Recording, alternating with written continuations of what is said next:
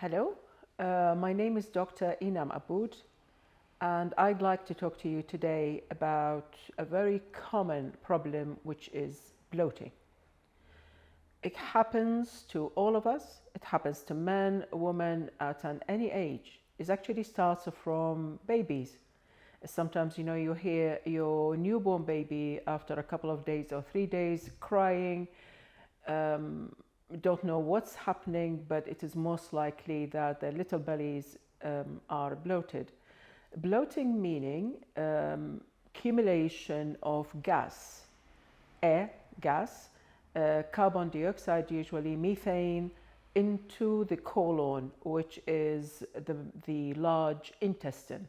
So we have a large colon, is actually much larger than many people know.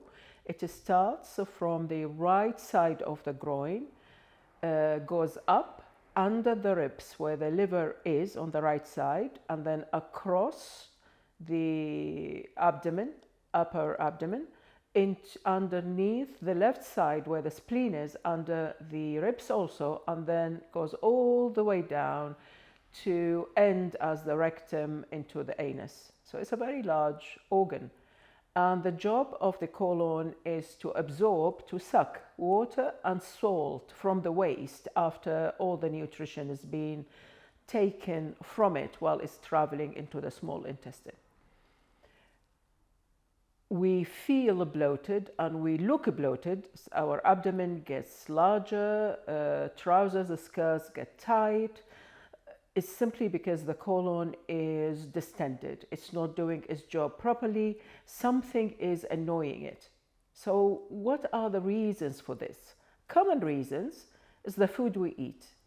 Is either we are intolerant to some foods, for example, dairy, lactose intolerance, and that is really the commonest cause of bloating in newborn babies and young children. So we just need to be aware of that. And the solution for that is just not to have the culprits, is not to have lactose, not to have... lactose is the sugar of milk, and the milk also has protein of the milk. So most people who have issues with dairy, it would be with lactose, but some people are also allergic or intolerant to the protein of milk. Then eating fast. Because when we eat fast, we don't chew very well, and also we swallow quite a lot of air. Another common reason would be eating quite a lot of sugars and fizzy drinks, which are loaded with sugars. That can create a problem also to our gut, to the large intestine, to the colon, and that make the colon unhappy, so it doesn't do its job correctly, and it will be then full of gas. So these are really very common, very simple reasons. Then they are not dangerous. They don't cause massive issues apart from gastrointestinal, meaning digestive issues.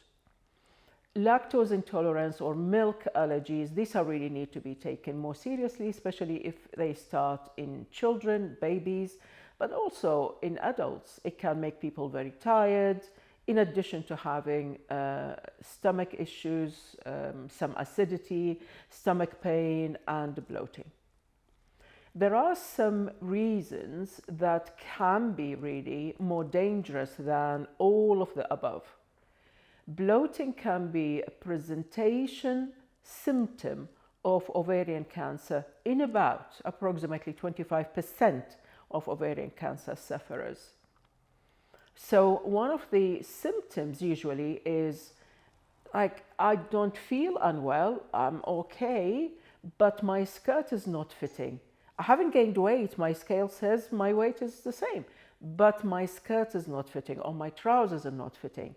So do please, ladies, think about checking this symptom with your doctor and make sure that you let the doctor know, I want to be checked and exclude ovarian cancer or ovarian tumor. So this is very, very important. Colon cancer can also present with bloating. So that is another reason both men and women And as you know, it's not an all person's disease.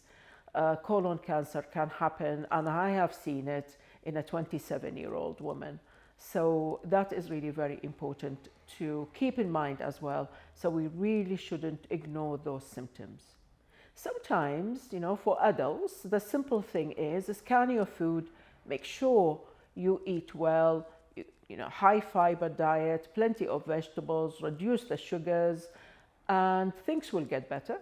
Sometimes you might need to swallow some charcoal tablets, which are not absorbed, but they will help reduce the bloating.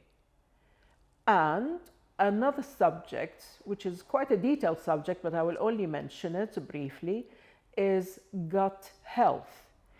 If our good bacteria inside our colon, usually, if they are weakened by bad food, by high sugars, by mental stress, then bad bacteria and yeast will grow into the digestive system, into the colon in particular, and those bugs, those germs, especially the yeast, they produce gas, they produce carbon dioxide as part of their metabolism.